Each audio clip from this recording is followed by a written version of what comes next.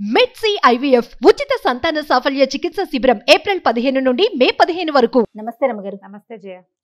రమగారు, మనకి ఆంజనేయ స్వామి అనగానే సింధూరం గుర్తొస్తుంది. ఓన్లీ ఆయనకే ప్రత్యేకం, మనం ఆ కలర్ ఇంకెక్కడా చూడం. ఆంజనేయ స్వామికి సింధూరానికి ఉన్న సంబంధం ఏంటండి? కరెక్ట్గా నాకు మీ శారీ కలర్ ఇంచుమించుగా అదే అనిపిస్తుంది. సింధూరపు రంగు. ఈ గంధ సింధూరాన్ని స్వామికి, ఆంజనేయ స్వామికి సమర్పిస్తారు. చాలా ప్రత్యేకమైన సేవ. ఆయన దేవాలయాల్లో అది ఇస్తారు, అది పెట్టుకుంటాం, అది వదలదు. అవును, దేవాలయంలో ఓ పక్కన అద్దం పెడతారు, అద్దం దగ్గర అంతా అవే మరకలు కనపడుతుంటాయి, వేలు నుంచి వదిలిపెట్టదు. నూనె వేసి రంగరిస్తారు, నువ్వుల నూనెతో రంగరిస్తారు. దీనికి పురాతన కాలం అంటే మనకు తెలిసి మన తాతల నాటి నుంచి కూడా ఆంజనేయ స్వామికి సింధూరానికి ఏమైనా సంబంధం ఉంది. ముందు కాలంలో ఏం చేసేవారో తెలియజేయ. అసలు ద్వాపర యుగంలో ఆంజనేయ స్వామికి ఏదైనా పూజ చేశారు అనే పాయింట్లు కూడా మనం వినం. మహాభారతమే కదా మనకి ద్వాపర యుగంలో ప్రమాణం. మహాభారతంలో కానీ భాగవతంలో కానీ ఆంజనేయ స్వామిని పూజించిన ప్రస్తావన రాదు. ఒకే ఒకసారి ఎక్కడొస్తుంది, ఈయన సౌగంధికాపహరణం కోసం వెళ్తాడు భీముడు. అప్పుడు ఆయనకి ఆ గంధమాదన పర్వతం మీద ఈ ఆంజనేయ స్వామి కనిపిస్తారు. అప్పుడు వీళ్ళిద్దరూ ప్రార్థిస్తే అప్పుడు ఆయన ఆంజనేయ స్వామి ఏమన్నాడు, ఆయన భీముడి ప్రార్థనను అనుసరించి వచ్చి మీ రథం మీద కేతనంగా ఉంటాను అని చెప్పాడు. అర్జునుడి రథానికి జెండాగా ఉన్నాడు. జెండాపై కపిరాజు పద్యాలే ఉన్నాయి. అవును, ఆ కపిరాజు యుద్ధంలోనే కాకుండా వీళ్ళు మన విరాట పర్వంలో అర్జునుడు బృహన్నల వేషం నుంచి అర్జునుడి రూపంలోకి వస్తాడు కదా, అప్పుడు వచ్చి బృహత్ కపి వచ్చి కూర్చున్నాడు రథం మీద అని చెప్తారు మహాభారతంలో. కపి వచ్చేసాడట, ఆంజనేయ స్వామి వచ్చి యుద్ధం అనగానే అర్జునుడి రథం మీద ఉండాలి, వచ్చి కూర్చున్నాడు అని చెప్తారు. అవి తప్ప ఆంజనేయ స్వామి సేవా కాలాలు మనం అసలు చూడం. కానీ మనకి కలియుగంలో మన ముందు తాత ముత్తాతల నాటి నుంచి ఆంజనేయ స్వామిని సేవించడం ఉంది. కాలక్రమంగా రకరకాల కథలు వెలుగులోకి వచ్చాయి. పరాశర సంహితలో ఒక ప్రత్యేకమైన కథనని చెప్తారు ఆంజనేయ స్వామి సింధూరము కాంబినేషన్ మీద. ఎందుకు వీళ్ళిద్దరికీ ఈ సంబంధం ఉంది అని.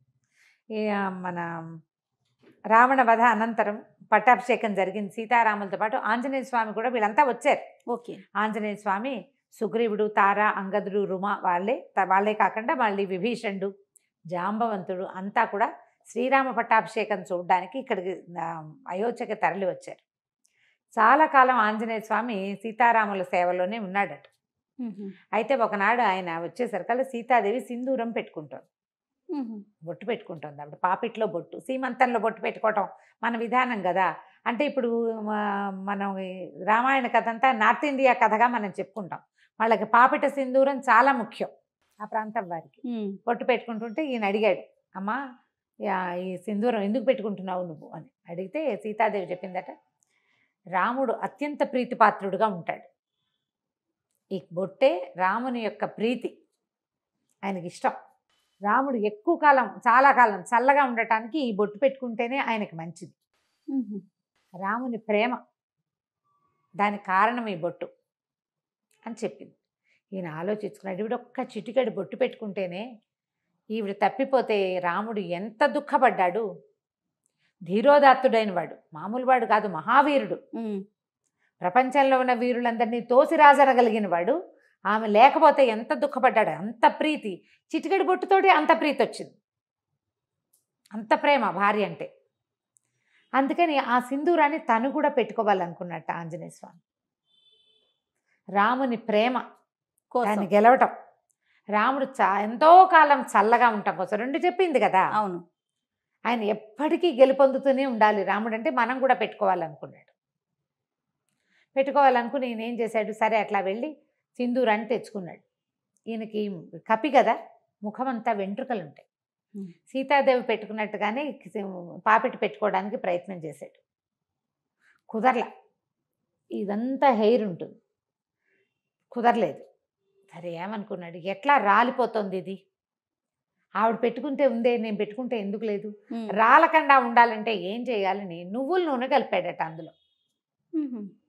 కలిపిన తర్వాత ముఖం మీద పెట్టుకున్నాడు, నుదుటి మీద పెట్టుకున్నాక ఆయనకు అనిపించింది, ఒక్క చిటికెడు ధరిస్తేనే సీతాదేవి అంటే ఆయనకి పంచప్రాణాలు కదా, శరీరం అంతా ధరిస్తే రాముడికి ఇంకా ప్రీతిపాత్రుడిని అవుతాను నేను అనిపించింది.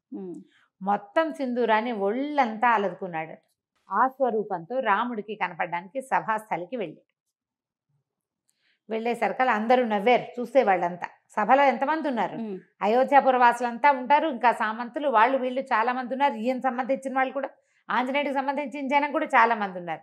ఏమిటి వేషం హనుమ అని రాముల వారు అడిగితే అప్పుడు ఏం చెప్పాడంటే, చిటికెడు సింధూరం సీతాదేవి ధరిస్తేనే ఆమె నీకు అత్యంత ప్రీతిపాత్రాలైంది కదా, అందుకని నీ ప్రీతిని పొందడానికి నేను సింధూరం పట్టించుకున్నాను స్వామి అని చెప్పాడు.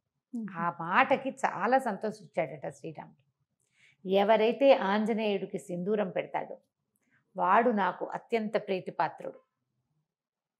ఏ ఇంట్లో ఆంజనేయుడికి సింధూరాన్ని ఇస్తారో వాళ్ళ ఇంట్లో నేను ఉంటాను. రాముడు మనతోటి ఉంటే ఏమిటి తక్కువేమి మనకు, రాముడు ఒక్కడుండు వరకు అన్నారు త్యాగరాజు. ఆయన ఉంటే ఏమీ తక్కువ లేదు, అన్నీ ఉన్నట్టే, సర్వం ఉన్నట్టే, భగవంతుడు మనతోటి ఉండటం. దాంతో అప్పటి నుంచి ఆంజనేయ స్వామికి సింధూరం ఇవ్వటం ఒక పద్ధతిగా మారింది. ఆయనకి సింధూరం ఎక్కించడం అనేది ఒక సేవ ఉంటుంది. మంగళవారాలు కొన్ని దేవాలయాల్లో స్వామికి సింధూరం మొత్తం పట్టిస్తారు. ఏవైనా ఆర్థిక సమస్యల్లో ఉన్నవాళ్ళు, ఒక తెలియని కారణాలతోటి ఇబ్బంది పడతారు, అంతా వ్యాపారం నడుస్తుంటుంది, ఏవో ఇబ్బందులు వస్తాయి, పిల్లలు పెళ్ళిళ్ళు కుదురుతాయి, ఏవో ప్రాబ్లమ్స్ వస్తాయి, అన్నీ బాగానే ఉంటుంది, ఏమిటో ఇబ్బంది, తెలియని కారణాలు ఉంటాయి వాటికి. అవి తీరటానికి సింధూరం ఎక్కించాలంటారు. అవి ఎక్కించడానికి ఏం చేస్తారంటే ఒట్టిగా పొడి సింధూరం కాకుండా దాంట్లో నువ్వుల నూనె కలుపుతారు. నూనె కలిపిన సింధూరం ఇంకా వదిలిపెట్టదు, అందుకే అది జిగురు. అవునవును, జిగురుగా ఉంటుంది కదా.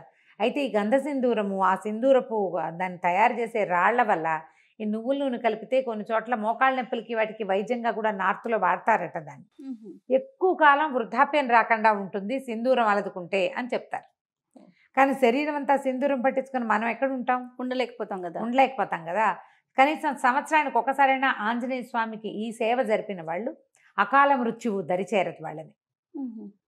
ఏడాదికి ఒక్కసారి మనమే స్వయంగా అలంకరించగలిగితే మంచిది, అవకాశం ఉంటే. లేదా దేవాలయాల్లో ఈ సింధూరం ఎక్కించే సేవ కనుక చేయిస్తే ఇక మృత్యువు రాదని చెప్పం మనం.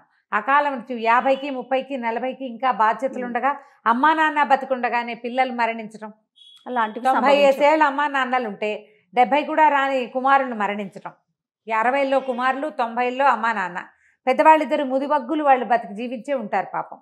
ఈ 60 ఏళ్ళు వచ్చిన వాళ్ళు యంగ్గా యాక్టివ్గా ఉన్న వాళ్ళు చిటుక్కుని వెళ్ళిపోతారు. ఈ కష్టం రాకుండా ఉంటుంది. ఆంజనేయుడికి సింధూర సేవ అంత మంచిది. వీళ్ళతోటి రాముడు ఉంటాడు. మామూలుగా మనం ఏం చెప్తాం, సహస్రనామాలకు తుల్యమైంది రామనామం. అదే కదా, శ్రీరామ రామ రామేతి రమే రామే మనోరమే సహస్రనామ తత్తుల్యం రామనామ వరానని. ఒక్క రాముడనే నామమే 1000 నామాలకి సరిపోతుంది. ఇంతకీ ఈ 1000 నామాలు ఏమిటి? 1000 రామనామాలు కాదు, 1000 వేరువేరు నామాలు. విష్ణువు యొక్క అనంత శక్తిమయాలైన 1000 పేర్లకి ఒక్క రాముడనే పేరు కరెక్ట్ మ్యాచింగ్, దానికి తుల్యమైనది. అలాంటి రాముడు మన పక్కన ఉంటాడు.